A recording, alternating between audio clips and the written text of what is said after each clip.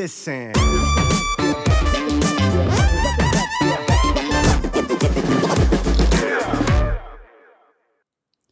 안녕하세요. 미친더이즈 채널의 미도입니다.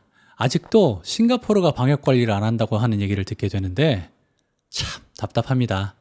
혹시라도 그런 소리를 들으셨다면 이쪽 위를 눌러서 미리 보시고 오시면 도움이 될 것 같습니다. 오늘은 돌파 감염에 대한 얘기를 해보려고 합니다. 이런 정보를 어떻게 하는지 궁금하시다고요? 말씀드렸듯 싱가포르 보건부는 상당히 많은 양의 데이터를 매일 정리해 발표하고 있습니다. 오늘은 그 자료 중 몇 가지 공유하고 싶은 부분이 있어서 자료와 함께 제 생각을 말씀드리려고 합니다. 오늘 영상은 단순하게 가공된 그래프를 보고 제 의견을 말씀드리는 겁니다. 백신 얘기가 함께 나오는데 백신을 맞을지 말지는 개인의 선택이므로 그 부분에 대해서는 말씀드릴 수 없습니다. 제가 의학을 공부한 입장이 아니라 틀릴 수도 있으니 혹시나 잘못된 정보가 있다면 댓글로 말씀해 주시기 바랍니다. 먼저 돌파 감염이 뭔지를 알아야 되겠죠? 돌파 감염이란 예방하고자 하는 질병에 대한 백신 예방 접종을 한 사람이 그 질병에 걸리는 경우를 말합니다. 그러므로 지금 백신 접종 2차까지 맞은 후 걸리는 사람은 돌파 감염이 왔습니다. 그럼 이게 백신의 효과가 없다는 뜻이 될까요? 여기에 대해서는 의견이 분분할 거라 생각되지만 현재 한국 언론들의 보도를 보면 돌파 감염이 일어났으니 백신은 필요 없다는 뉘앙스가 느껴지는데 이 점은 의아한 부분이 있습니다. 돌파 감염의 가장 쉬운 예가 독감이라고 생각합니다. 저희 어머님은 해마다 독감 주사를 맞습니다. 그래도 대부분 감기에 걸려 고생을 하십니다. 돌파 감염이 발생한 것이죠. 그럼 독감 주사는 효과가 없었던 것일까요? 전 정말 심하게 아플 수 있는 것이 독감 주사로 좀 더 쉽게 지나갈 수 있었다고 생각합니다. 세상엔 독감 바이러스가 너무나 많고 변이가 심하기에 그해 유행할 독감 바이러스를 WHO가 예측해 그에 대한 백신을 만들어 접종을 하게 되는데 WHO가 예측한 바이러스와 다를 경우 예방 효과는 떨어집니다. 또한 예측이 맞았다고 해도 만성 질환자의 경우 50에서 60%의 예방을 보인다고 합니다. 결국 여러 가지 요인에 의해 100%의 백신 효과는 기본적으로 불가능한 겁니다. 이 요인은 대표적으로 접종자의 건강 상태, 바이러스의 변이, 백신의 부적절한 투여, 보관 등을 들 수 있습니다.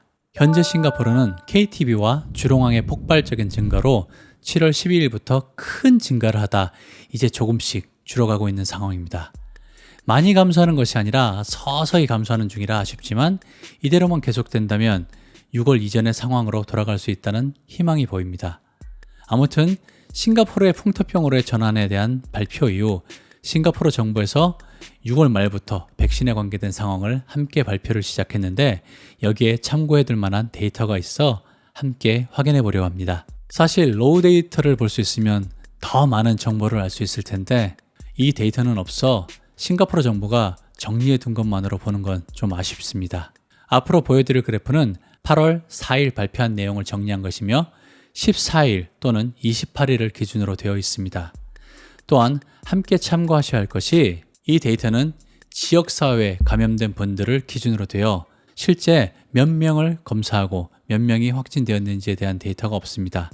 또한 확진된 분들 가운데서도 중증 환자에 대한 정리가 목적인 그래프라 심각하다는 생각을 가지실 수 있지만 하루에 전체 검사 수는 훨씬 더 클 것이라는 것을 감안하고 보시기 바랍니다.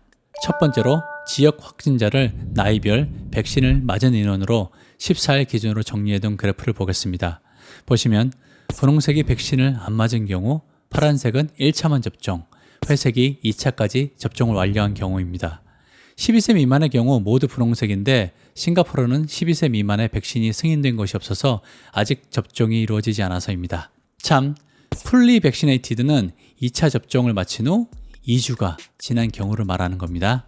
숫자로 보니 감이 없는데 퍼센트로 보면 70살 이상은 65.12%, 61살에서 70살은 77.64%, 40살에서 60살은 52.82%, 19세에서 39세는 21.81%이며 12세에서 18세는 9.09%입니다.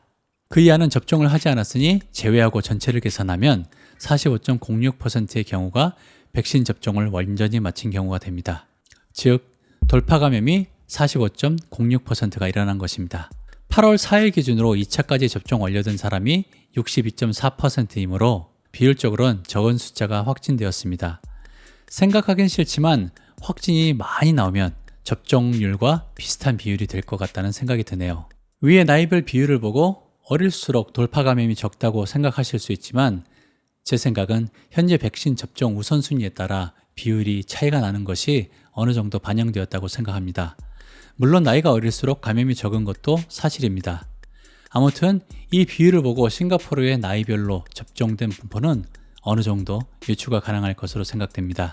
61살에서 70세의 경우 가장 많은 접종이 이루어졌을 것으로 생각됩니다. 두 번째 그래프는 현재 액티브 케이스 중 중증 환자와 백신과의 관계입니다. 약 28일의 케이스가 나와 있으며 산소 공급이 필요한 경우와 ICU 중환자실에 입원한 경우와 사망 총 3개의 그래프입니다. 첫 번째 그래프와 동일하게 분홍, 파랑, 회색으로 구분되어 있습니다. KTB 시작이 7월 11일경부터이고 주롱항이 17일경부터 시작되었다고 보시면 됩니다. 주롱항에서 발생한 후 급속하게 퍼져나가면서 나이가 많은 중증 환자가 늘어난 것을 보실 수 있습니다. 이것은 잠시 후 보실 세 번째 그래프에서 확인 가능합니다. 주롱항은 물고기를 판매하는 도소매상이 있는 곳이라 지역사회 중 특히 웬마켓에 급속하게 퍼져나갔으며 나이가 있으신 분들에게 확산이 많이 된 것으로 보입니다. 이 부분도 로우 데이터가 없어 아쉽네요.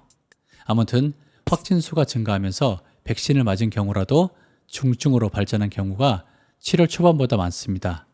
ICU는 숫자가 적어 확전적으로 말할 수는 없지만 산소 공급이 필요한 경우의 그래프와 어느 정도 비슷한 패턴을 따라가고 있습니다.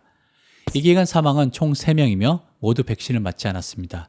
아무튼 비율로 보면 산소 공급의 경우 14%, ICU는 28%의 인원이 백신을 완료하고도 중증으로 확인되고 있습니다.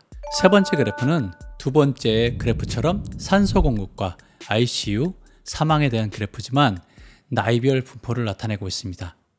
돌파 감염에 대한 그래프는 아닙니다. 사실 이 그래프와 두 번째 그래프와 연결되면 좋은데 아쉽게도 거기까지 정리를 하지 않은 것 같습니다. 아무튼 예상한 대로 60대 이상 분들의 중증 환자의 증가가 단연 눈에 띕니다. 40에서 60세도 적지 않은 숫자이며 19세에서 39세도 있습니다. 8월 4일 기준으로 산소 공급이 필요한 경우는 각각 33명, 7명, 2명이며 ICU는 4명, 2명, 1명입니다. 사망은 60대 이상 1명, 40에서 60세의 경우가 1명, 그리고 19세에서 39세가 1명 있습니다. 이 인원 중 백신을 다 맞은 경우를 따질 수는 없어 아쉽지만 40세 이상의 분들이 많은 부분을 차지할 것으로 보입니다. 아무튼 60대 이상인 분들은 정말 조심하셔야 할 것으로 보입니다. 이 그래프만 보시면 걱정이 많이 될 것으로 생각되네요. 그래서 싱가포르 정부는 네 번째 그래프인 28일간의 중증 환자와 백신 관계 분포 그래프를 작성해 두었습니다. 참, 싱가포르는 델타 변이가 대부분을 차지하고 있습니다. 자, 이 그래프를 보시면 전체적으로 증상이 없거나 약한 경우가 백신을 맞지 않든 93% 이상입니다. 놀랍지 않나요? 대부분 가볍게 지나간다는 뜻이죠. 100명 중 93명은 아주 가벼운 감기처럼 지나간다는 것을 알 수 있죠. 여기에 백신을 모두 맞았다면 중증 환자 비율은 0.8%로 뚝 떨어집니다. 1000명 중 992명이 가볍게 이겨낸다는 뜻입니다. 백신을 맞지 않은 경우인 7.1%보다 확실히 적은 숫자입니다. 한 번만 맞아도 2.9%로 떨어진다는 것을 아실 수 있습니다. ICU만 두고 보더라도 1.1%, 0.4%, 0.2%로 분포되고 있습니다. 여기서 한 가지 더 알 수 있는 것은 총 인원수를 보면 확실히 싱가포르는 백신 접종률이 높다는 것을 보실 수 있습니다. 물론 2차까지 접종 완료한 비율에는 역시 미치지 못합니다. 전체 인원 대비 접종 인원, 즉 28일 기준 돌파 감염은 42.38%입니다. 첫 번째 그래프에서 돌파 감염이 45%라고 말씀드렸는데 그 경우는 14일 기준으로 정리된 것이고 이 그래프는 28일로 다릅니다. 하지만 어느 정도 비슷한 숫자이며 백신 접종 완료 인원이 더 올라가면서 돌파 감염률이 늘었다고 생각해도 될 것 같습니다. 자, 그래프들을 보시고 어떤 생각이 드셨나요? 제가 이 그래프를 설명해 드리는 것은 처음에 말씀드린 대로 싱가포르가 잘한다, 못한다, 백신이 확실히 효과가 있다, 아니다 이런 얘기가 아닙니다. 제가 이런 얘기를 단정지어 할 주제도 되지 않죠. 다만 싱가포르 정부가 발표한 자료를 보고 제가 느낀 점을 공유하고 싶었습니다. 로우 데이터가 없기에 몇몇은 추정으로 말씀드릴 수밖에 없었습니다. 또한 분명 로우 데이터엔 화이자와 모더나에 대한 구분도 있을 것이고 총 검사에서 백신을 완전히 접종한 경우 확진이 안 되는 비율처럼 더 많은 데이터가 있을 텐데 이런 내용이 없는 것은 아쉽습니다. 또 싱가포르 정부가 데이터 분석에 있어서 우리 잘하고 있어요 라고 말하고 싶어 조금 유리하게 해석할 부분이 있을 수도 있습니다. 하지만 사람의 생명이 오가는 일에 그런 일은 하지 않았다는 가정하에 지금까지 정리된 데이터로 보면 백신은 확실히 효과가 있다고 볼 수 있는 근거가 된다고 생각합니다. 앞으로 싱가포르의 확진이 더 증가해 데이터가 더 많이 쌓이면서 지금 이 해석이 완전히 틀어질 수도 있지만 아쉽게도 현재 판단할 수 있는 근거는 이것이 전부이며 확진자 증가를 두고 볼 싱가포르가 아니기에 앞으로 어떤 데이터가 쌓이게 될지 모르겠습니다. 하지만 지금 데이터로 싱가포르 정부는 계속해서 백신 접종을 늘려야 한다는 목표는 충분하다 생각되고 이것을 기준으로 풍토병으로의 전환을 준비해 나갈 거라는 생각이 듭니다. 오늘의 영상을 보시고 백신을 맞아야 되겠다고 생각하실 수도 있고 아니라고 생각하실 수도 있습니다. 이것은 개개인의 선택이라 아무도 강요할 수 있는 부분은 아닙니다. 다만 싱가포르의 상황은 이러하다고 설명해드리고 돌파 감염에 대한 데이터를 정리해 판단에 조금이나마 도움을 드리고 싶었습니다. 오늘 영상은 여기까지입니다. 궁금한 부분은 아래 댓글로 남겨주시면 함께 얘기 나눌 수 있을 것 같습니다. 영상 시청 정말 감사드립니다. 다음 시간에 더 좋은 영상으로 찾아뵙겠습니다. 감사합니다.